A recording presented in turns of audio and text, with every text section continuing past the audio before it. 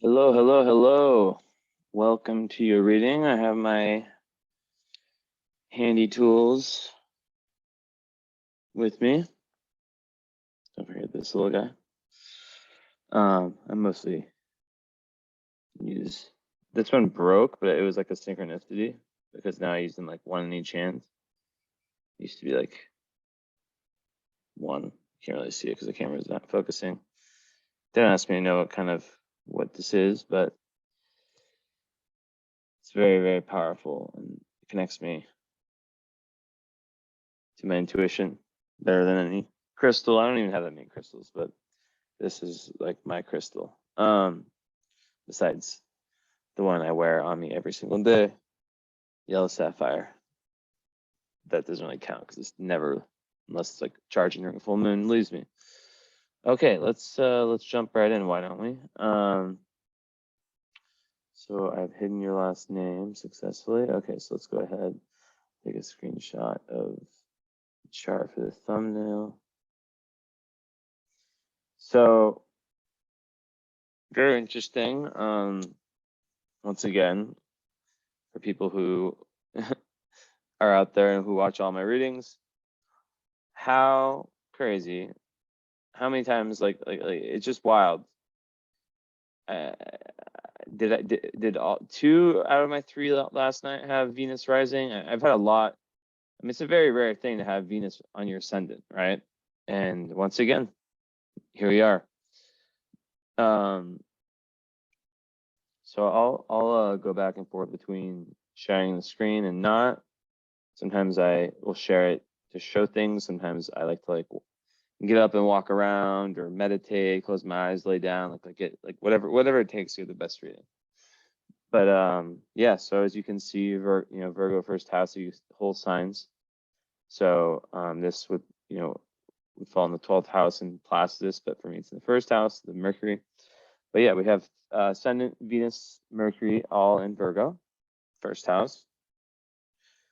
Mercury ruling chart, so Mercury in the first house ruling the chart, which in Placidus would be in the 12th house, which would be very interesting. And sometimes I like to kind of talk about Placidus and a little bit of Placidus in there, just because in this case, if your chart ruler is in the 12th house and it's Mercury, it's really going to connect you deeper. But this is the thing with whole signs and Placidus, is that, and people watching this can learn, is that even with that said, the whole sign system moves Jupiter into your 12th house. So you still get that 12th house energy, right? You still have that real connection to the collective unconscious and, to the psychic world, the spirit world. And I see that as a big theme in your chart. Just from, looking at it. So Libra sun, 2 degrees, second house. And your moon is conjunct the IC, and also we have this exact same moon sign 1 degree separate. I'm 21 Sag, you're 22. So no wonder you felt comfortable, with me doing your reading. So yeah, Mars up there in the 10th in Gemini. We got those outers. You were born the same year as me, so you have the Uranus, Saturn, and Neptune all in Capricorn in the same house in 5th. And you also have the same north node as me, yours in 6th. Okay, and Pluto down there. All right, so let's get started with Sun and Moon. Very, very interesting that I see. You have Black and Lilith in the same sign as your moon sign. And your moon is conjunct the IC. So right off the bat, Sag Moon, Libra Sun, those are 2 signs that do get along because they sextile each other elementally.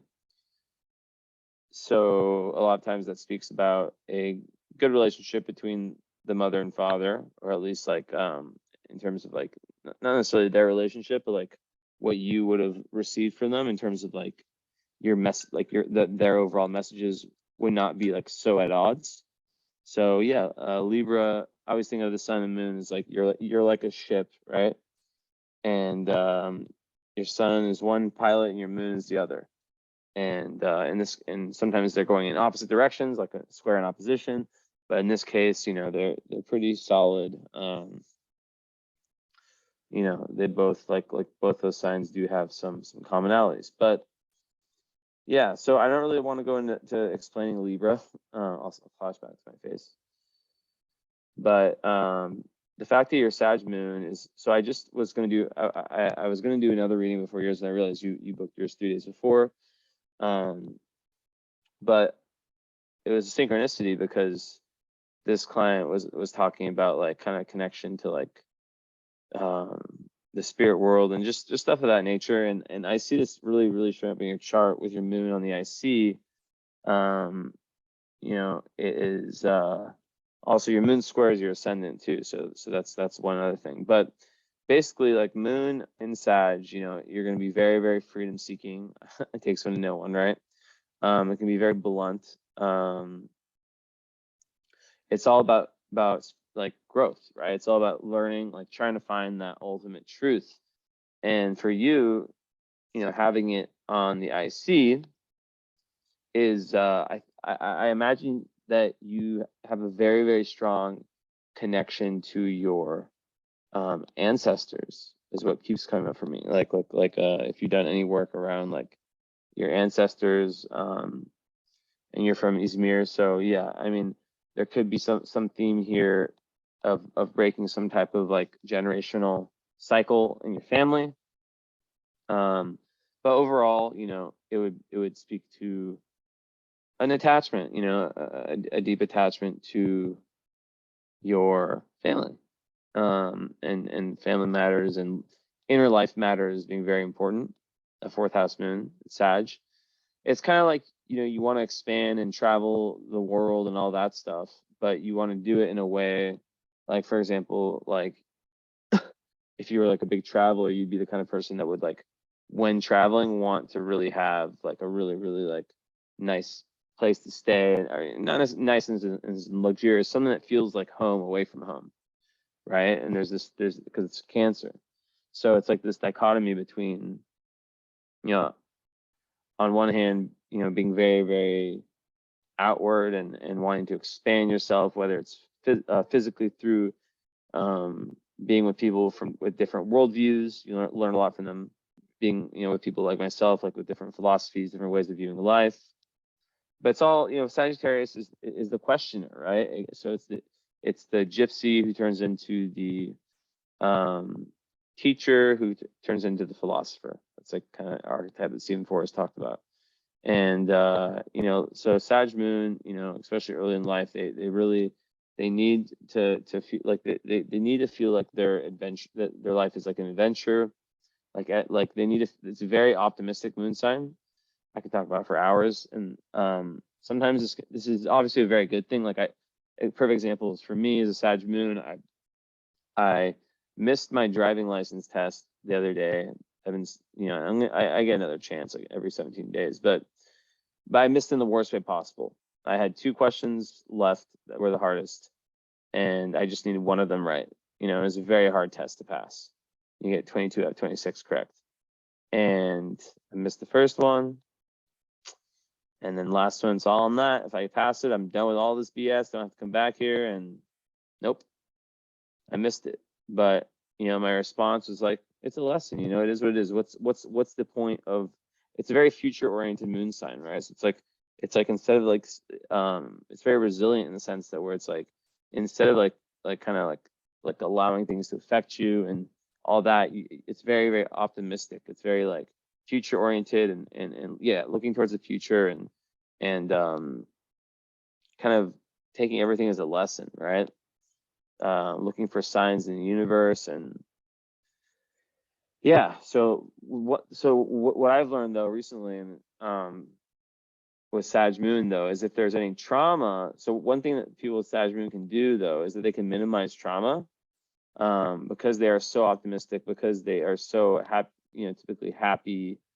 Of course we see aspects, and so no harsh aspects to the moon. So square Venus, but whatever. I mean, besides like the square of the ascendant in Venus, it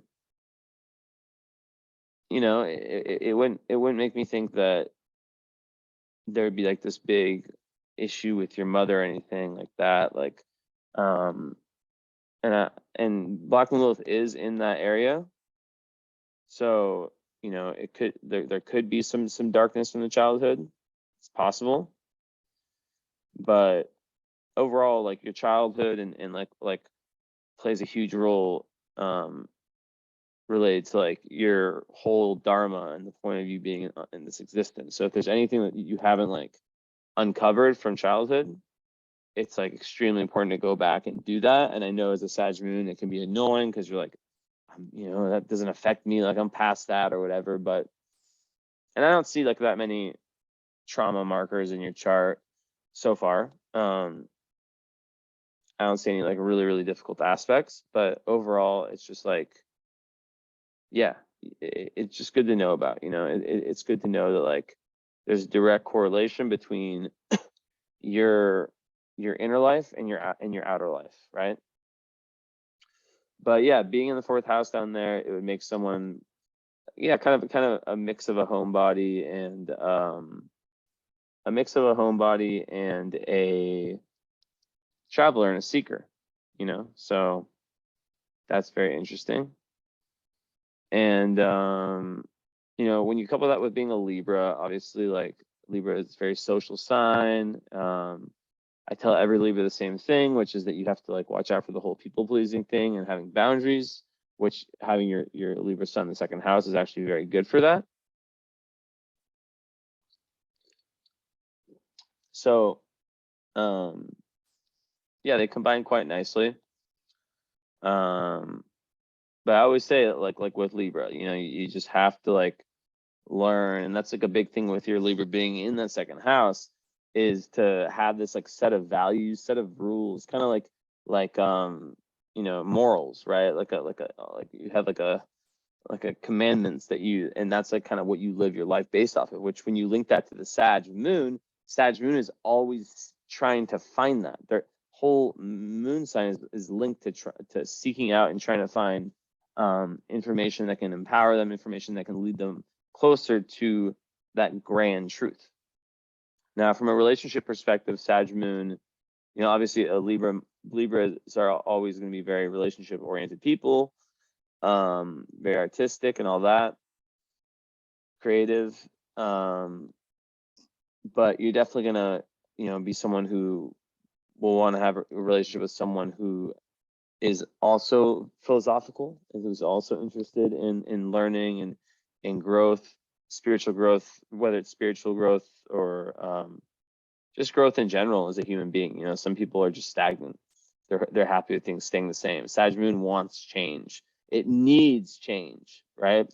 So that's why lots of people like Sag moon, like myself, they travel a lot. They really want to figure out like they want to meet people from all over the world. So also you can message me. I don't know if you got a follow up. If you did, or if you didn't, I will offer you one for a discount, where it would be $90 instead of $150. So just let me know about that. I'd say 95% of people who book readings with me book the follow up, and then after the follow up, they do the current astrology reading, which is like a live reading where we sit down and we just we get on Zoom and we just figure everything out of what's going on right now. Yeah. Anyways, back to what I was saying. With these placements, I think that the Libra, it definitely allows you. It allows that Sag moon to go out and be very social. Like if you were like me, like a Pisces sun, it's a lot more difficult because the Pisces sun is way more introverted and way more about like kind of, it's a Pisces. It's a very introverted sign. It's very sensitive to the energies around it. Not that you're not, but yeah. So very social. So like how figuring out how you can socially expand yourself and link with the right kinds of people is very important. And then we throw Virgo there. And I'm gonna have to pause this for a second. In a second, one second. Okay, I'm back. So anyways, about this Virgo energy. So we kind of talked about how, you know, the sun and moon are working together. They're on the same team. They have the same goal, you know, similar goals. There's no issue. Well, your ascendant is, you know, it's how it's your personality, your mask, kind of how you approach life, what you look like, what you act like, all that stuff. It's the outer shell, with the moon being the inner part of the egg, the sun being the white, and the ascendant is the shell. So that's what people see. And in Virgo, you know, with having 3 planets in Virgo, this is going to conflict a lot with, and this can cause what in psychology we call a split, where, you know, there's 2 different parts of personality. So when you have a square with your moon and ascendant, it can kind of make it difficult. Like, people, what they see is quite different than what you're feeling inside yourself. So it can create some misunderstandings.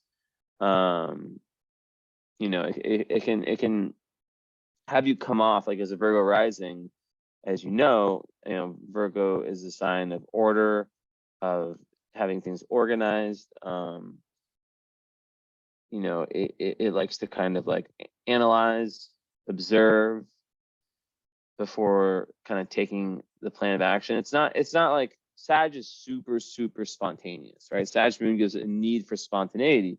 So, you know, it could be a good thing actually, because you know, a lot of charts I see they lack earth, and you know, this Virgo part of you actually probably is a good thing, in the sense that it grounds you, and it can kind of ground some of that Sag energy, which, you know, the Sag, it's in the 4th house, the moon. So already there's going to be a little bit more of an introverted version of a Sag moon, or someone like maybe like who likes to really expand themselves within their own home, right? Like, you'd be the kind of person that really like loves to like learn when you're at home. But, you know, and like kids, or if you have, I don't know if you have kids, but, you know, if you end up having kids, or if you have kids, like that, like just family life in general, but, you know, takes on a mega importance. With Virgo, basically the way it conflicts with Sag, that Sag is way more easygoing, easy flowing, and Virgo, it kind of wants to second guess. It can also be very perfectionist. So I'm curious, you know, if we have a follow up, this would definitely be something that you know, I'd want to talk about. You'd have to remind me. You'd have to, like, probably for the follow up, definitely, if you end up doing it, take notes, and you know, we'll talk about everything. But in essence, you know, there's something here where it's a split, right? So one part of you wanting to have things very structured, and it can be a little bit OCD, the Virgo part, right? But in this case, I feel like it probably just makes you more, especially with Venus on your ascendant.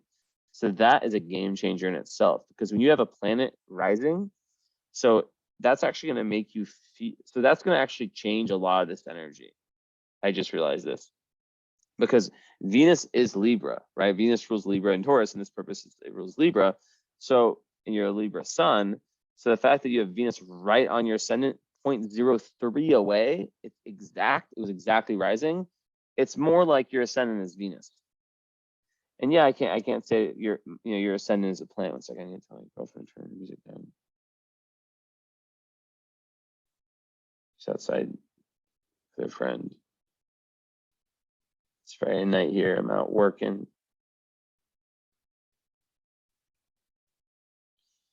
So yeah, basically with the Venus, you know, rising, it's just gonna have beauty and harmony and just like attraction. It'll make you attractive, artistic, give you a very smooth aura. So now I'm seeing this, when I put this together, this is a really powerful big 3, because you know, you're still going to have the Virgo part, but it's going to be like the difficult parts of the Virgo part are going to be lessened. They're going to be not made as important and as hinging. So what happens, yeah, is basically that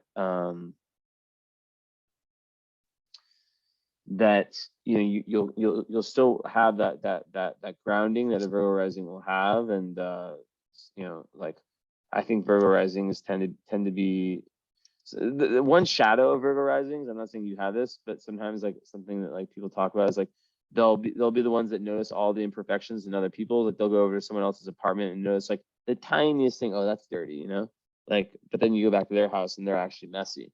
But like I don't know, with being a Libra sun and having Venus rising, I imagine that beauty and just design, your home is probably your sanctuary. Like you probably really care about how it's arranged. And yeah, but yeah, Venus rising in Virgo, we'll get into what it means to have Venus in Virgo. It's very, very good for self-confidence too. So being a Sag moon, you know, the Sag moons are usually pretty confident people, at least in the sense like, you know, that they're like I don't mean confidence in terms of like walking up to someone, you know, they're attracted to and like stuff, that kind of confidence. I mean like confident within themselves, like optimistic. There's like this inner well of optimism in every Sag moon, unless there's like a square to Pluto or Saturn or something like that, or just opposition. But you don't have that.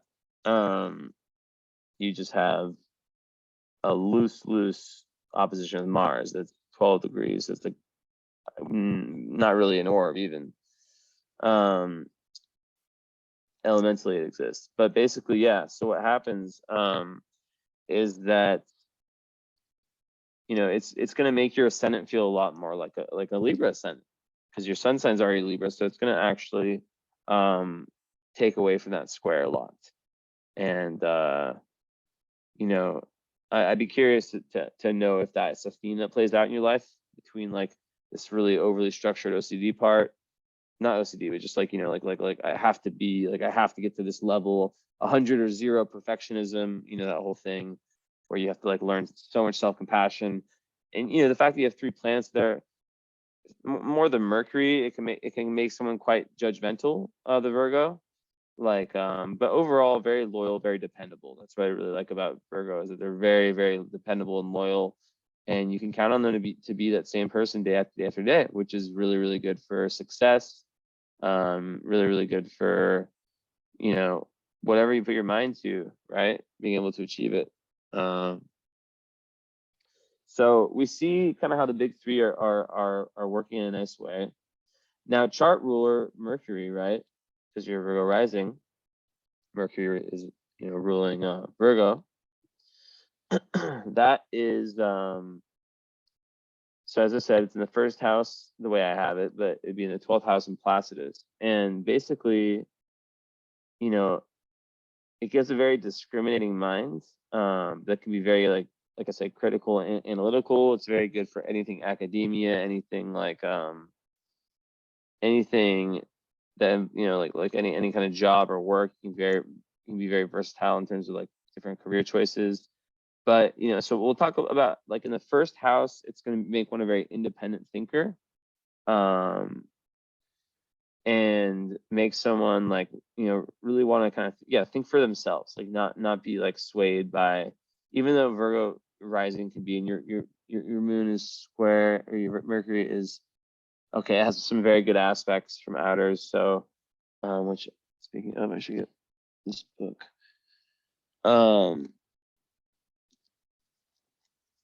It's got some nice aspects. 1 second.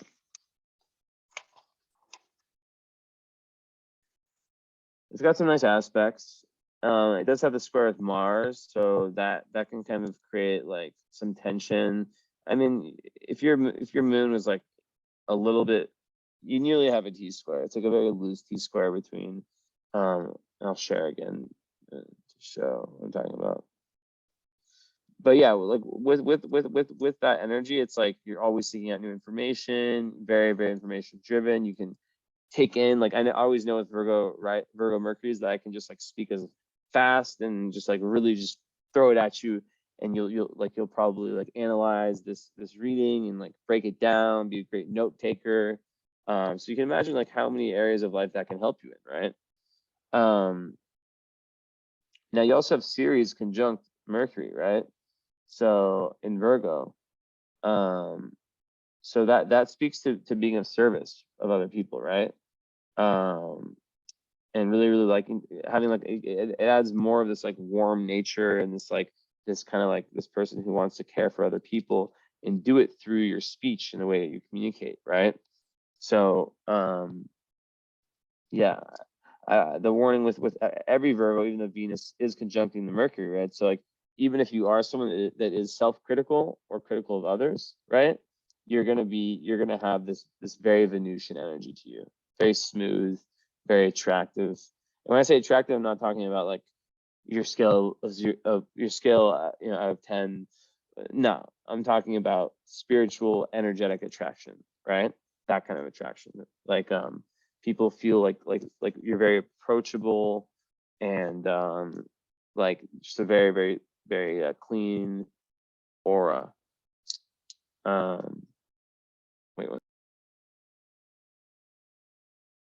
Okay, so yeah, so that's I said I would share the screen. Let's go ahead and do that.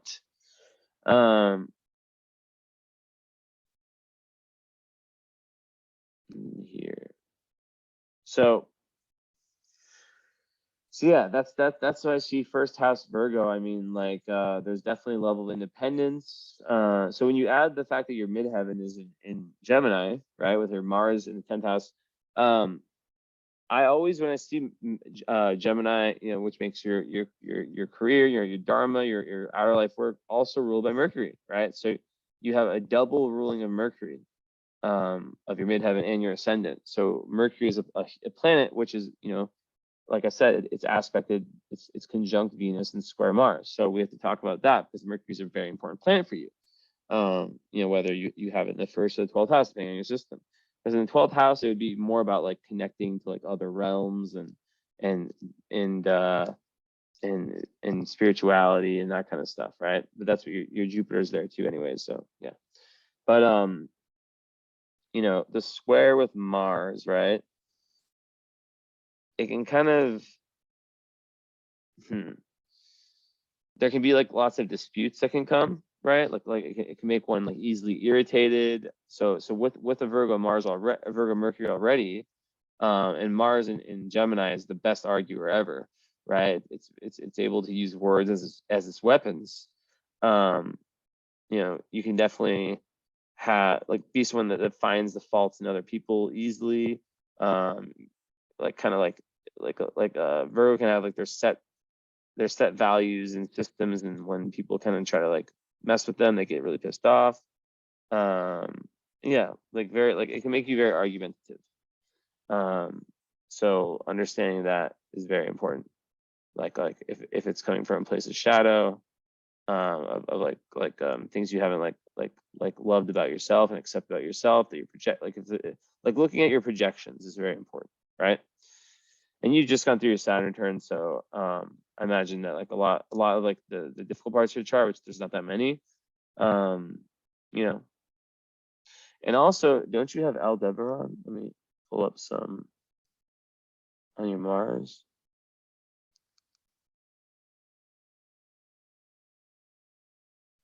Yeah, so you have Aldebaran within a degree of is that Hades? Yeah, with your Mars. And let's see.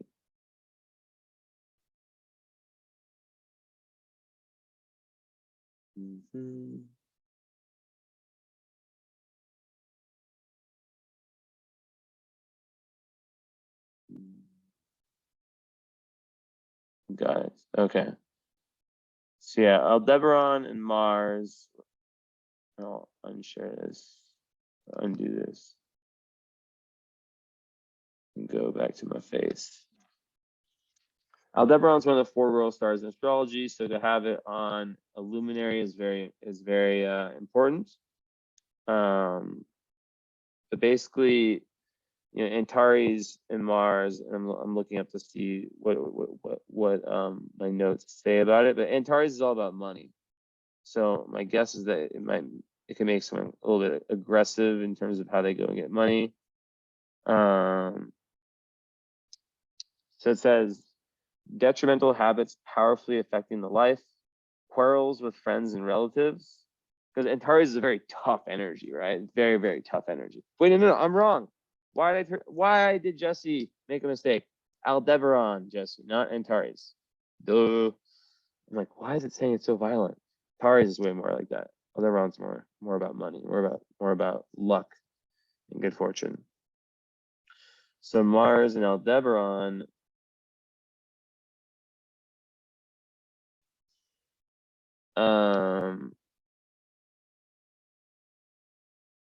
Let's see what it says. Great military preferment. See, so these decisions. That's why I needed to jump into these two books I have. It's really good for military preferment, liable to accidents. See, I'm not happy with that definition. Sometimes you have to find like really random places. 1 second. But yeah, it's a very lucky star. But obviously Mars is like not like it's a difficult one. So it's very charming. It's like kind of the energy of someone who can like get away with murder, which adds like that tact. It's just going to make that Mars and Gemini just like more. But it could also, let's see if okay. I found a good site. Oh wow, this site's crazy. This has so much. Okay, so yes, it says the same thing. Mars here gives great ambition. Here it is, business sense and the guts to really. I need to save this site. So Mars here gives great ambition, business sense, and the guts to really wheel and deal. It's very good for like money, like I said before. This is someone who must win at all costs and is a born survivor. The danger of a violent death here may simply be as a result of their daredevil behavior. These people who are highly impulsive and take risks. But as the saying goes, who dares wins. And especially the Sag moon, Sag moons, we all know that Sag moons are risk takers, right? So it's going to add to that. And more often than not, they do. Like who dares wins, and more often than not, they do. The tendency to accidents depends on the rest of the chart, and that's where your Virgo rising really helps you because it makes you more analytical about situations. And if there are other elements to cool the hot bloodedness of this placement, so yeah, I mean, like of course, this would be a lot different if you were like quadruple Aries, like you're a Libra sun. So this is like actually working really, really in your favor, right? So passion and highly sex drive, these people's libidos does much to propel them into high positions. They have no qualms about using sex to get ahead. Yeah. So interesting stuff. Definitely saving that site. So then the fact that Mars on Aldebaran is squaring 5 degrees, but still squaring Mercury, which is conjunct Venus, but Venus is not squaring Mars in the ascendant. Basically, what that's doing is that can create those quarrels that I spoke about. That's something that can definitely like come out. But like you'll be like like you could easily be like a lawyer or something. Like you're the last person anyone would want to argue with, right? Most likely, because like with a discriminating mind like the one you have with that and then even your Mercury has a trine with Saturn, which is going to add like when you add those together, it creates like great intelligence, like a great memory. Let's see what the keywords. Like disciplined, well-organized mind, good concentration, serious and practical. I like this book because it just gives me like a few keywords that I can just like, yeah. And then trines with Neptune and Pluto, which is like with Mercury and Neptune together. That's just very good for creativity, artistic imagination, good for acting, and also clairvoyance potentially, right? And with Pluto, very versatility, which is another thing I was going to talk about next. Flexible, restless, prone to sudden changes of opinion. Like it makes you like a very powerful speaker and a powerful researcher. Now, when I speak about flexibility, when I see midheaven, what I was talking about earlier with Mercury, you're someone who's definitely able to have two careers. Like you could be the kind of person that has like their hobby. Let's say like that you were really into astrology, just as an example, or something like astrology or tarot, whatever. So, but you also have your job as like a lawyer, your job as like a teacher or whatever, because the Sagittarius is the sign of the teacher, loves to teach people things and learn. It's also like very, very good for like a higher education. And here comes a Sag moon, right? It's so funny. My cats do such funny synchronicities when I do readings. Like literally, like I'm doing a Sag moon reading, and here comes a 25-degree Sag moon when you have a 22-degree Sag moon. So yeah, anything is possible when you have a Sag moon. That's the attitude. So like another thing. Oh, I'm so happy. So you're lucky you came to me because I got that first-hand experience. Sag moon, you will despise being around people who don't believe that anything is possible. Now, you and me both understand that like you think that, I think that. I mean, I'm like your Virgo energy may be a little bit more realistic, but I'm completely unrealistic, right? I literally think that like anything is possible for me in this world, good or bad. Mostly good though. So I really fuck up. But yeah, anything is possible. In terms of like ambition and achievement, just the life, right? And so it's very important to not hang out with people who dimmer that in you and who don't kind of have that same feeling. I just need to throw that in there. But yeah, okay. So with the versatility in Mars and Gemini, in love, you're going to really be attracted to people who, at the same time, you have to look at the moon sign for love. So like, are very like maybe from a different culture or someone who's very open-minded, super important. The intellectual connection is extremely important for you. Extremely important. You need someone that you can discuss ideas with. Ideas, small ideas like Gemini, like who you can like also just talk a lot with about like just everyday stuff, but then also discuss deep like Sagittarian philosophical ideas or spiritual ideas. And then with the Virgo energy, like in being a Libra, you're gonna want someone with your Juno in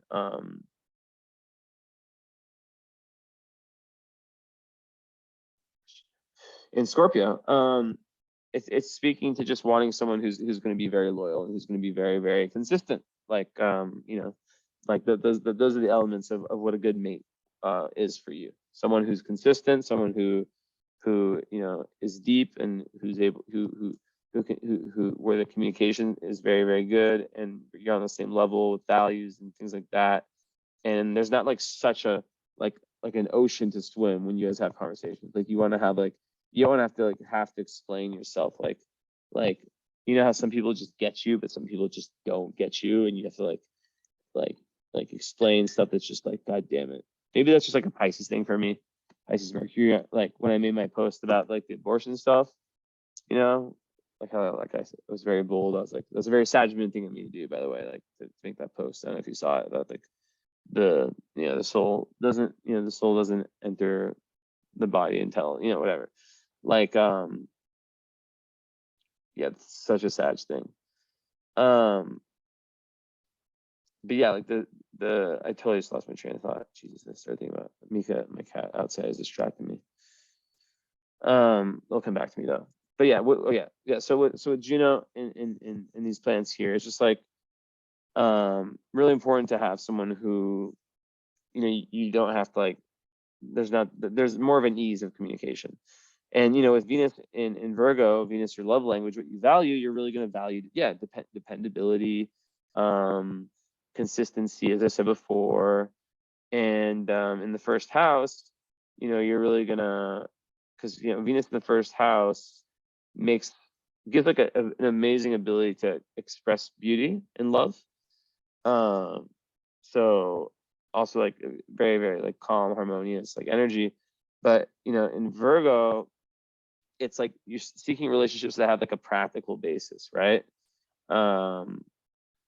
And the thing is, you have to watch out for that perfectionism, like, because like some Venus and Virgo people can like have like very unrealistic like ideals of their partner. Like they can expect perfection. And yeah, it goes back to like wanting to really have like these detail oriented analytical kind of conversations. And yeah, so like, you know, Mercury is such important, communication, thinking is so important to you.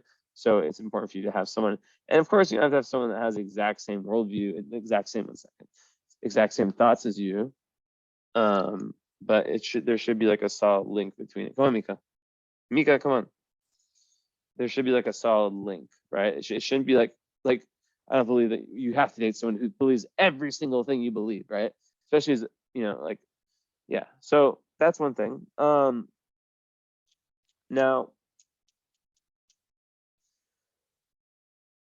you know, the fact that you have what I have, Juno and Pluto, you know, doesn't, yeah, I never really consider like what that means for me, but like one person said it was like sexy. They're like, it's dark and sexy energy. It's like, okay, whatever.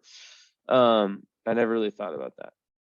But I think, you know, like your ideal mate definitely would have some kind of level of like some level of emotional depth, right? So that's another thing too. So all those things. So that's kind of, I don't give signs. I talk about love. I give like an overall like rundown, right? Because it's different for everyone. But like the thing with the Sag moon, they need freedom. They can't be no clinging energy. So it's like about building the solid foundations and then being able to talk, like really talk through things. So yeah. So like just like overall, let's go back to keywords. So Sun and Venus, harmonious. So a very harmonious aspect, bringing warm heartedness, sociability, and charm. So it's very more charming energy too. So very Libra. And then Venus and Mars, that's just like assertive. It gives like a assertive energy and a very high energy level, and also creativity, being the Libra part of it. And then the biggest, the one hard aspect you have, and we'll go into this one more, Sun square Uranus, right? So Sun square Uranus. Let's see the degrees. Yeah. So okay. So that is a super rebellious energy, right? Let's see what the keywords it gives. It's obviously not going to. It says rash, erratic, nervous strain, possible separation and marriage. Basically, it makes it so that in relationships, you know, if there's not that level of freedom, if there's not that level of like of you feeling free, feeling like you can do your own thing, feeling like if you feel held back in any way, you can sometimes feel like relationships are like prisons, which can be very problematic for a number of reasons. Also, because it's the moon, it doesn't just rule, you know, it rules many things. It can make someone like kind of have very like up and down emotions. But because, you know, this is like the one of it's like the only difficult aspect in your entire chart. I mean, yeah, I mean, moon square Venus. I mean, come on. No, 1 second. Take the blue one.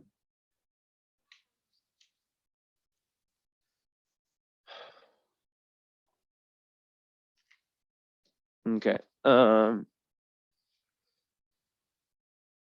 So yeah, where was I? With Uranus, yeah. So yeah, you just really have to kind of have relationships where, you know, they understand that, you know, you have like this deep need for freedom, and for understanding yourself, right? Like you're here. Wait, no, I said sun. Wait, am I tripping? Yeah, it doesn't matter if it's sun. It's yeah. Never mind, I'm good. I was just looking at your moon because it's sun conjunct. So, no, it's not. No. Okay, I have to backspace. I got my girlfriend distracted me, and I said I thought it was your moon.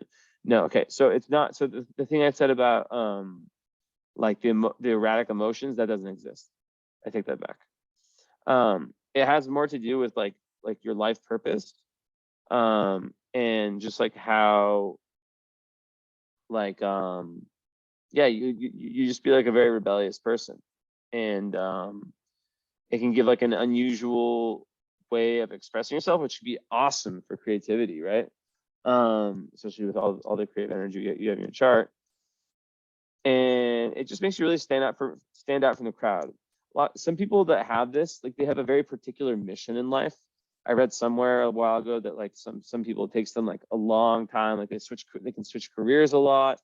Not all the time, but like sometimes it can take them like quite a while to like really figure out their purpose, right? But it makes one very ahead of their time. Change is like this major theme in your life. It can come like out of nowhere, just change. Because Uranus is like this instant flash. And yeah, it makes you like a maverick with that first house energy. You're definitely someone who does things in your own way. You're not going to be like following the norms in any sense, right? You want to question everything. And yeah, so, and it can even like go to the way you dress. It can make you like dress in a very kind of, yeah, like expressive way where you stand out from the crowd. Like you don't want to like look or feel like someone else that you're not, right? So yeah, it's like very maverick is a great keyword for this. But sometimes the square can it basically create like backlash. If you're like rebelling against tradition, right? I know you're from Turkey, so maybe that's played out. I know I've been to Turkey. I have Turkish friends. I know like how I live in Romania. I know how big tradition can play, and having different, more liberal views. I say in a sense of like views, more linked to like kind of the youth of today's world, general consensus youth. It can create kind of some issues with like more traditional people. It can also cause some like nervous anxiety. So you have to really watch out for accidents. Like you have to really like ground yourself, meditate, do all that stuff, like really be grounded. And I'm not trying to scare you with saying accidents twice, but like you can be accident prone when you're too impulsive. And all of it comes down to higher self-awareness and just like understanding yourself better and self-acceptance, and just learning to become comfortable with your uniqueness, because you can become like a very big like visionary, trendsetter, coming up with like new ways of living life, and really wanting to like have your life be like you're like the artist of your life, your individual life, right? Also, it's really good for getting like downloads through your like kind of with your Jupiter in the 12th house. I always think of that as like being this like a lantern in this very dark place. You have Jupiter in the 8th or 12th house. It's in my recent post, like most psychic placements. It kind of, I always think of it as like having a flashlight like in this area of life that's very dark, right?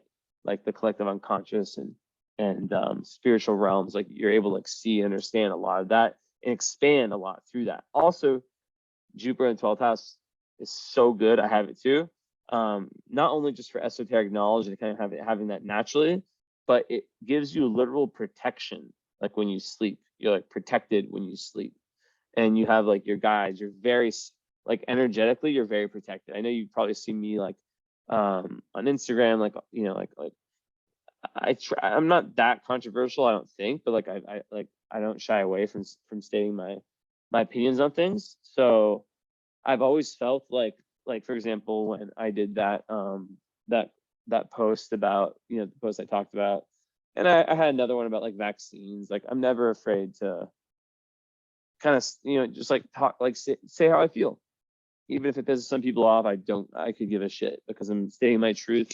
If you're so closed-minded and stuck in your own way of thinking, you can't accept someone else's, like it's not my problem, right? But yeah, I always felt like during those times I was always protected, like energetically. Like I've never had like any like, maybe one time, I think that was me doing it to myself. It was like a full moon, but I've never really felt like I've had like an energetic attack. And I'm like someone that has like over 20,000 followers, and there's definitely, even though I'm very diplomatic, there's definitely people who you know like there's definitely people who have some negativity. It's not that many, but like you never know. People can be jealous, especially with someone like yourself, where you have all this positive energy in your chart. You know, you can just never know. Like, even when you just think you're cool with everyone, you never know who might be spiting you. So this is really good spiritual protection. But yeah, back to the Uranus is that, you know, when you lean into that uniqueness, it can create this amazing intuition, like just getting downloads. That's what Uranus is, downloads when you're meditating. And you can actually you really need to learn to trust that sixth sense, because it can save you from dangerous situations, and also make you like a genius in whatever field you choose.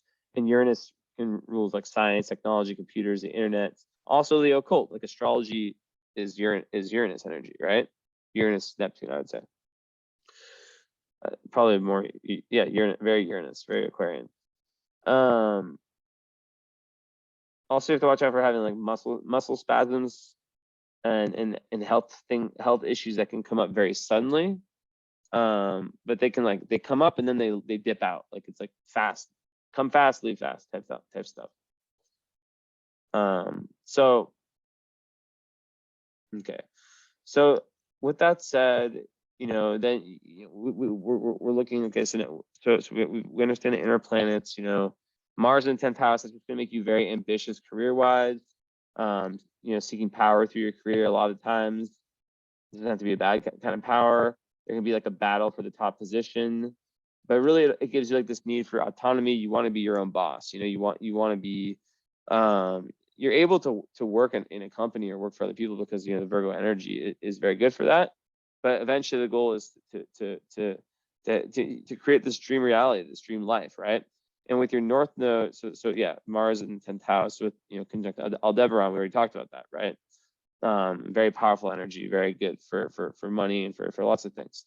And second house Sun is also very good for money and possessions. And it's also very good for self-esteem, having your Sun in the second house in Libra. So yeah, midheaven, yeah. So I talked about that. So like, yeah, you can definitely like have like multiple career changes, or be the kind of person, like I said before, that has like two different things going on at once, you know, like your real estate career, then your passion is a painter, and you're so good, but you're like working on it, and like to try to make that the thing that you can make money out of, and not have to do real estate anymore, as an example. Now, okay, so outer planets. Okay, so the Black Moon Lilith is not a planet. It's like more of like a potential, negative potential of you when you're at your worst. It's like your shadow. So in Sag, it can make it kind of like stubborn in terms of philosophy, like trying to push. You have to watch out for like trying to push your philosophies that you've worked so hard to develop, like your worldviews, too hard on other people who aren't ready to hear them. It can also kind of make it so like someone can always think they're right, and also it can make someone be like very, very blunt, right? And not really like regard, like kind of, especially the Venus square Mars, like kind of be impulsive in your speech and say things that are kind of out there. You know, I can't say I don't have some of that also, but like the Virgo is definitely going to add some restraint to that. Actually, I don't have that. I don't know why I just said I have that. I calculate pretty much everything I do. Like I don't do impulsive shit very rarely, only when I'm drunk, which is very rarely. But yeah, so that's kind of Black Moon Lilith, how I see it in Sag. You have all your outers, or the three: Uranus, Neptune, Saturn the fifth. So basically, like you know, Saturn the fifth. So I used to think I had, when I didn't use whole sign, I used Plastis. I had this in Plastis, and whole sign I have 6. I believe that this would be in your 4th house in Plastis. So the 4th house version of this would be a lot more like just real issues in childhood, like whether it was like, you know, having to move around a lot and having a very unusual upbringing, or having like you know, lots of like confusion around your childhood where you might like over idealize it or like not even like remember it. And Saturn would be like feeling like strict parents, like feeling very restricted and being able to express yourself. But like, I don't know. I mean, maybe that's true, but I don't get that vibe. Fifth house, so we have to take them one by one. Uranus, it's like super creative energy in the fifth house. Neptune also, and it kind of gives you this real ability to create through your imagination. But then Saturn, the fifth is like a very difficult planet to have there because it can kind of shut some of that creativity down. So with fifth house Saturn, it's like asking you like at this point in your life to take a creative risk on yourself, to do that thing that you always knew you're good at, but like never like put yourself out there for. It can make one kind of shy by itself. Fifth house Saturn is like a very difficult placement because it can make someone like the person at the party that just isn't able to have fun. But you have all these other placements in the fifth house that kind of push it away. But yeah, the Neptune in the fifth is just like it can definitely create very artistic nature where you're like you create through your intuition, right? And then the Uranus, it's very, very original in terms of your creativity. Like it squares your sun, right? But it's like in this sense alone, it's like you're able to really like through like when you do get into like when or if like I imagine that the fact that you booked a reading with me, that you probably have gotten past that. Leaning into that uniqueness of being different in that kind of genius way. Uranus is the genius energy, one that thinks outside the box. That can kind of play into your creativity. It can also give like very like, so with Neptune and Uranus there, can give very, very eccentric and unconventional hobbies or creative pursuits. And then you may have fifth house is also children, but we'll talk about that in a sec. But with so Venus and Saturn, if you add them all together, it can actually make you the highest energy be very, very structured in terms of your creativity. So I always thought of it as like when I identify as having this in my own chart, which classes I do, I always thought of it as like being this energy that was like being able to turn what you find like what's fun for you. Like for me, astrology is fun. I'm having fun right now, being able to turn that into your work. So that's kind of how I see it. The highest energy at the lowest energy. And of course, you've passed your Saturn turn, so it's a lot easier now for you. But it just is about like, oh shit, I just took some crystal off my crystal, tiny bit, whatever. No, Esme, don't run where I just did that tiny like Esme. 1 second. That's a Turkish name. Yeah, my cat's named a Turkish name. Esme, stop, Esme. Come here, Esme. Esme, come here. Stop doing that. Okay, here's my Turkish cat, who's not Turkish. Stay here. I know you like to stay on my lap. Putting the crystal on my cat's head. So yeah, so overall, when it deals with children, it's a mixed bag. It's like, you can definitely have very, very creative kids, very, very creative kids, but it might make it so like you might not have them until after the Saturn return. That's kind of my take. Then Pluto in the third. So Pluto in the third, very interesting. Another place that I thought I used to have. Then in the fourth made way more sense. That is definitely speaking to wanting like basically like in past lives. Well, it makes you a very probing like a probing mind and a very deep communicator, powerful and deep communicator. But like I think of it like if you have any siblings, you might have like power struggles with them. So there can be like some difficult, rough karma you have to get through with siblings. I definitely have had to work with stuff with my brother for sure. So that's that. So lots of karma with that. But overall, it can talk about like how in past lives you may have like then kind of push to believe something and without actually going out and getting the proof. So in this lifetime, North Node Aquarius, I'll talk about that in a sec. Like you're meant to really go out in the world and like kind of have this basic conversations and really do the exploring for yourself, not just take someone else's word for it. But yeah, like you can have like very intense communication and experience your shadow through, like it shows in your chart, right? You might be like have these impulsive like things you say that leads you into your shadow, into your healing. So like through communication, you can like grow a lot. So North Node in the 6th, well, South Node is conjunct Jupiter. So that, in the 12th house, South Node in Leo conjunct Jupiter, you are a spiritual king. You're a spiritual, I honestly don't even know. You're a male. Tugkan is a male. I purposely like don't want to know anything about my clients. I know Tugkan is a male name though.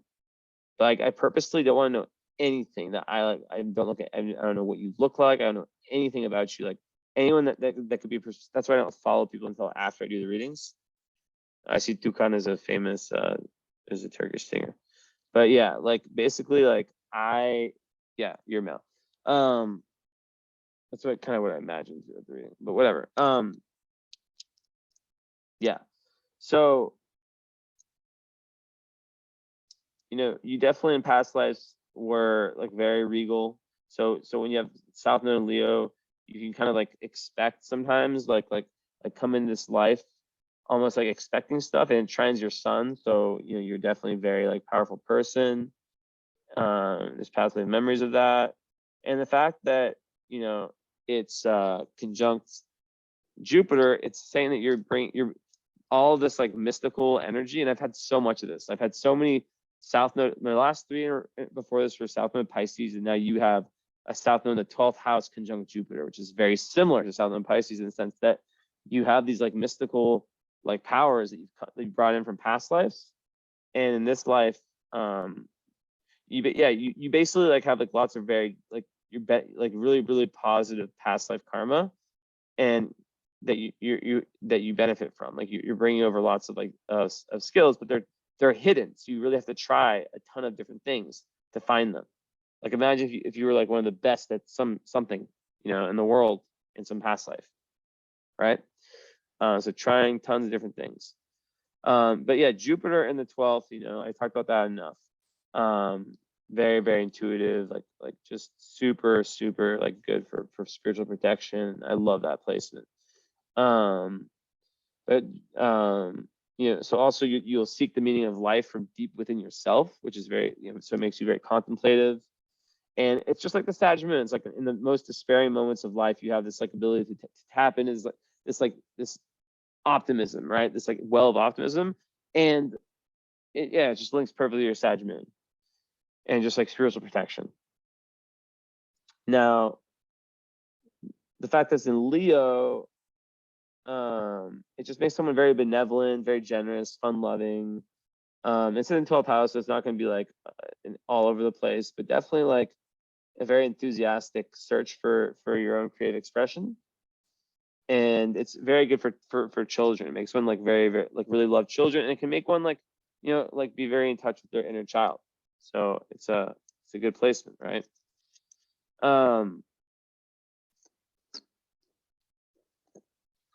So Chiron over there is in the 11th, so I have that too. No, mine's at 12th. So basically that is like energy around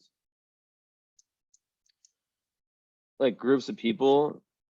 You were born like 6 months after me or something. Yeah, literally like 8 days away from being 6 months. No, less.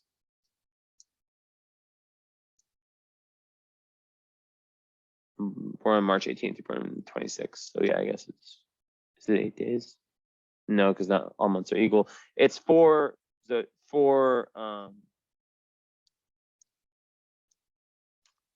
degrees away. So we're separated by 4 days or 5. 247. So yeah. Basically like and I already talked about this group, you know, so if you do a follow-up, or even if you don't, just message me about it. But yeah, you can do lots of healing like within groups. And also, you know, Chiron and Cancer, it just means that there's lots of healing that needs to get done within your family structure. So maybe, like I said before, earlier at the start of the chart reading, you might be someone who's like meant to like really break through like generational trauma, generate like break cycles, right? But I have this placement too, and I've definitely had to like work a lot with you know, like kind of making karma cool with like members of my family. So it could be very interesting if you are like a student of astrology to like understand like the charts of your family members, and you know, like just like kind of how they interact with yours. Like for example, like if I look at my dad's chart, my son's 28 Pisces, his Saturn's 28 Pisces, and his Black and Lilith is 23 Pisces. And he always favored my brother. Not to talk about myself, just an example. And then in his chart, his Jupiter is exactly the same as my brother's sun, and they're both Cancers. So it's like astrology says a lot. And then my mom, her Pluto is exactly my ascendant, which like literally in synastry is like someone who just like never gives up on the other person, you know, who fuels and believes that person no matter what, which is so true. I had some hard times. If you read my book, which is on Amazon, Pisces Live 9 Lives, you know that I've gone through some shit. But yeah, like with the Chiron there, groups can be very healing. Part of Fortune's also in the 11th house, so like so like your friends could be your family. For you, like lots of joy can come through, you know, being with like-minded people in a group setting, with friendships, or like in a group setting. But yeah, like really finding your tribe of like-minded people, and that's where like lots of healing can come from. Scratching my Achilles heel. But also with Chiron 11th house, it's like, you know, maybe earlier on, if you were like very, very different than most people you're around, maybe like pain was experienced within groups. So you'd be better to like find, you know, friend groups of other wounded healers, you know, or other people who are interested in the healing arts and who have that Sag moon depth. Because, you know, your 11th house is ruled by your moon, which is, you know, saying that like your friends could equal your family. You have a very close emotional attachment to your friends. And in terms of like career, I already talked about a little bit, or a good amount, but like, you know, it's very multifaceted, like very, very dexterous in that area. And yeah, like anything that involves communication, like sales, or like anything like that, like that involves talking, or you know, using your discriminating mind, research, anything like that can be very, very good. Third house, yeah, third house Pluto, very good for communicating. Like a speech writer or something, I don't know. Or a speaker. And yeah, so then aside from that, vertex in the 7th in so okay, adding to your love stuff, the love formula, your descendants of Pisces. So you know, with that, it's basically it speaks further to kind of having that spiritual connection with, and really like seeking out that energy. And vertex, you know, there it's your doorway to higher awareness is through relationships. And it can be like soulmate relationships, business partners, even enemies, like 7th house enemies too. But yeah, it's really like big on kind of like how relationships can open doors for you to like grow to your highest spiritual self. So then the vertex is in Pisces, so that's kind of like a second ascendant. It's like your relationship ascendant is how I describe the vertex in this sense. So vertex in Pisces will come off as very like loving and caring and compassionate and like willing to sacrifice, very, very like yeah, just that empathetic energy coming out, and energy really caring, that Venusian energy, you know.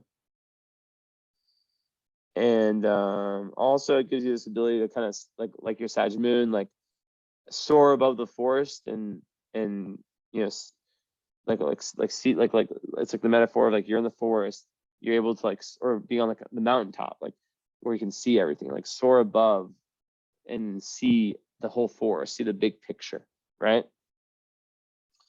So very, very good for imagination, inspiration, and Sagittarius had that. So you definitely are a very like a zoomed out thinker, very philosophical thinker. You're not stuck in like the here and now, which is beautiful. And I mean, you would definitely get along. I definitely would love to have you in my group, even though I haven't even really spoken to you on that level from what I remember.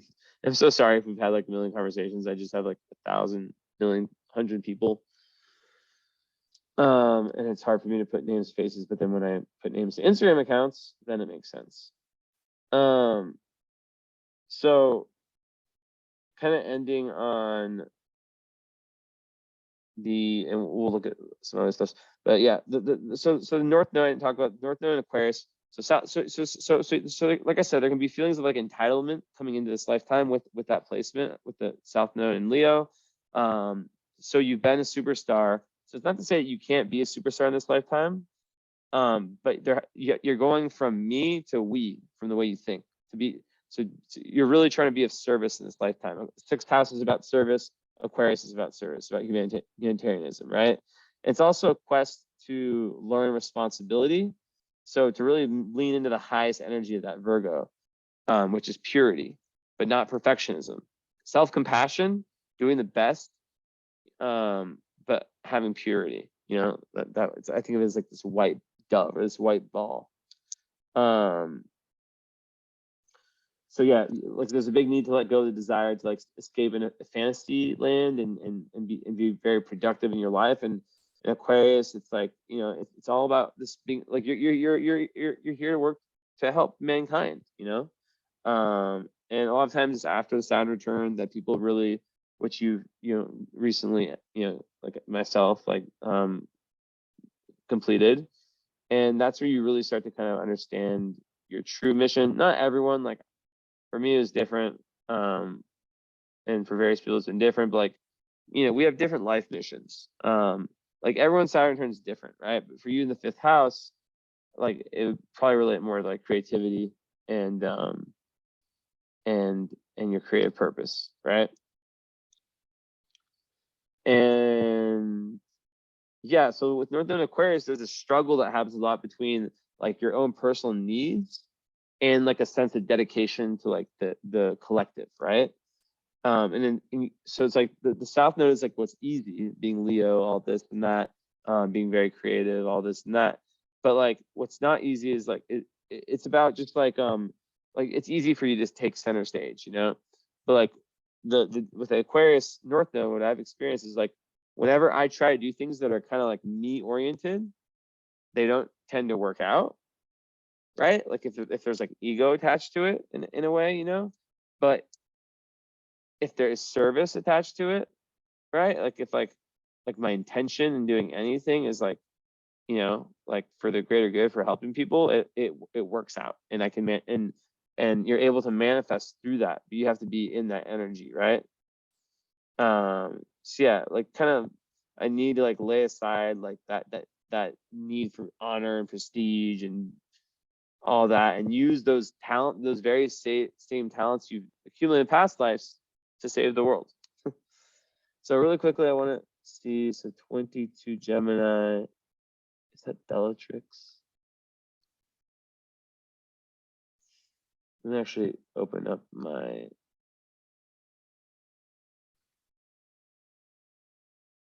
let's open this up. Okay. If I was correct, I am a genius.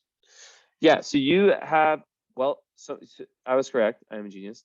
But you have Capella and Bellatrix. So basically like your midheaven is conjunct Capella, which is one of the wealth stars in astrology. So what else can I say? There's a high potential for you to have wealth in this lifetime. And for that, for some level of fate. But of course, like, this chart, and that's why I always say like you want to do this reading and the current astrology, because there can be like a you always want to know about how the current energy is affecting you. This you get done once in your lifetime. The current astrology, ideally you get it done once a year, right? So yeah, like definitely like very like interesting energy in your 10th house. But like it can make you very changeable in business. Very good for connections. And yeah, like it can give like great honor and fortune.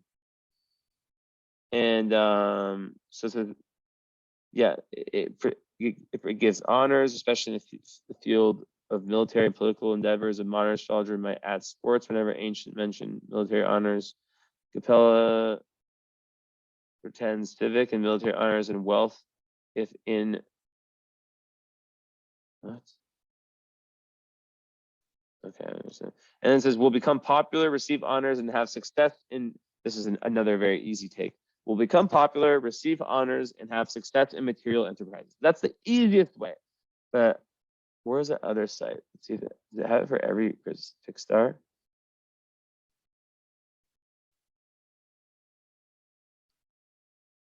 Okay, I need to see if I can find that.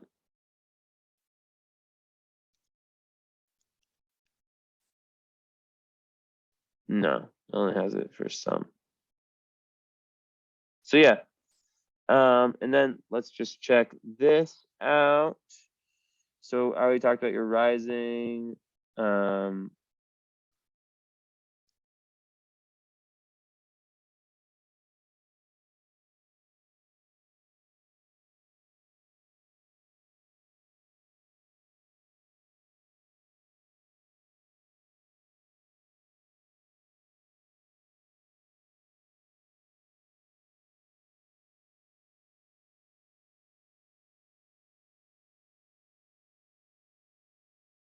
Okay. So it's close to Denabola, which is like a very truth-seeking energy. The ancients talked about how this being like really, really good for also good for fortune, but also like linked to astrology and linked to truth-seeking, not just astrology, just like any like truth-seeking being very, very important. Finding the truth, which is so linked to your Saturn moon. Okay, let's see with Saturn. Nothing, or I guess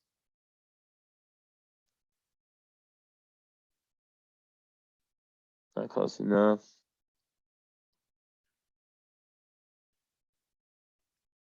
Also, I never knew, like, I never figured out what this one astrologer was talking about, but he said, I watched a video once about like what the most fortunate degrees in the whole astrology are. And I swear to God, he said 21 Sag. And I'm not able to find what is there that made him say that, but he said it just was like really, really good for temperament. And yours 22 Sag, that's like, right on there. Was it Rasal Algu? Hey, Esme. Turkish cat is back. Let's see if it's this.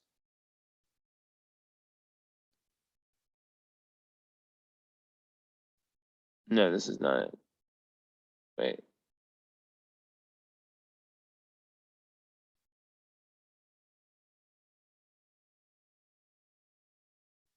Yeah, so it says like favorable for gain. That's it's not giving me that. So I don't know what he's talking about, but it's a very strong degree that you have. We share the same moon. Cool. Awesome. Well, and I want to just check the Jupiter. That's also very important. Also, your sun moon midpoint is right by Pluto, so that's like kind of saying how like the merging of your feminine, your masculine, can really be like worked through when you do your that kind of Plutonian shadow work I talked about, the death, rebirth, transformation. When it comes to like communication, information, stuff like that, sibling stuff, if that's a thing. Okay, so let's just see. Esme. So Hecate conjunct Jupiter in 12th house. That's just like very magic power. Like super good for manifestation. So your Jupiter conjunct Hecate, like super powers of manifestation. It's like very witch energy, you know? Also it's really good for like attraction. But let's see what it says over here.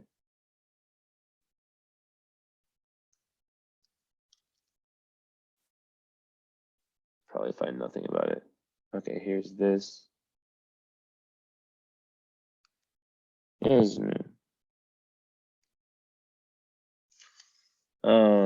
Wait, do you have any?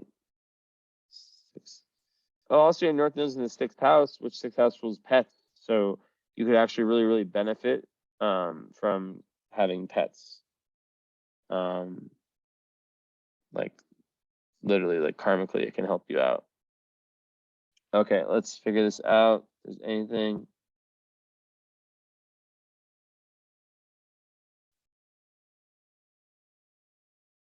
Yeah, so it's very good for like divination, like and like psychics. So you could be a psychic. You could be very psychic. And who just like likes to like, you know, yeah, it just like adds to like that spiritual energy. So cool, awesome. Thank you so much. It's been a pleasure. Wow, I went 120. How the hell did I go 120? I thought this was like 108, but whatever. Anyways, thank you so much, and I hope you enjoy. And let me know about the follow up and the current astrology. There are 2 different readings. The follow up is just like an hour, either over like WhatsApp call or over Zoom. We just, you know, we talk about the reading. Most people like watch this reading multiple times. I'm sure you will with your Virgo energy. First time, watch it. Second time, take notes. Third time, take more notes or whatever. Yeah, so I would love to speak with you. Either way, message me and let me know. Also, I've never been asking people, but like, I wish there's a way for me to get reviews, like for people like I'm supposed to like have Squarespace like send my website, send like reviews to my clients, but I haven't gotten any yet. But I really appreciate it. Like someone today, I didn't ask her to do it, like wrote like a review in her story. I don't know, just like I'm gonna start asking for more because I have like all my like I like everyone says like how good my readings are. They tell me, but I never like ask them for like actual like reviews that I can like post on my site or even in the story in a post. Like I don't know, even short, like whatever. Like just appreciate it if you like this reading and it helped you. Anyways, talk soon. Bye bye. Ciao.